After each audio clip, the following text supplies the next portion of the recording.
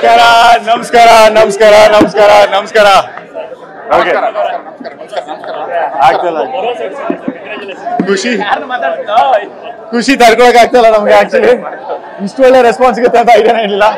Wow, ಇಷ್ಟು ಜನಸಾಗರ ಬಂದು ನಮ್ಮ ಸಿನಿಮಾ ಫಸ್ಟ್ ಶೋ ನೋಡ್ತಾರೆ ಅಂತ ಅನ್ಕೊಂಡಿಲ್ಲ. ಎಷ್ಟು ಬ್ಯೂಟಿಫುಲಿ ಎಲ್ಲಿ ಸೀಟಿ ಹೊಡಿಬೇಕು ಸಕ್ಕವಾಗಿ ಸೀಟಿ ಹೊಡೆದಿದ್ದಾರೆ, ಎಲ್ಲಿ ಅಳ್ಬೇಕು ಹತ್ತಿದ್ದಾರೆ ಸರ್.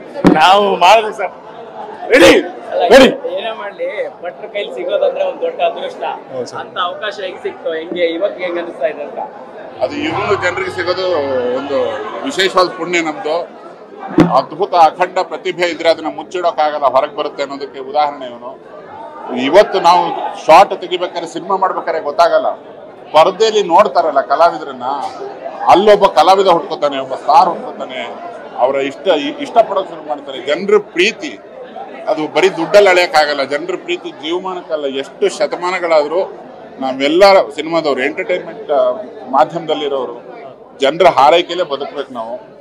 ನಾನು ಅವತ್ತಿಂದ ಹೇಳ್ತಾನೆ ಇದ್ದೆ, ಮನದ ಕಡಲು ಜನರ ಕಡಲಾಗುತ್ತೆ ಅಂತ. ತುಂಬಾ ನೀವೆಲ್ಲರೂ ನನಗೆ ಸಾಥ್ ಕೊಟ್ಟಿದ್ದೀರಿ.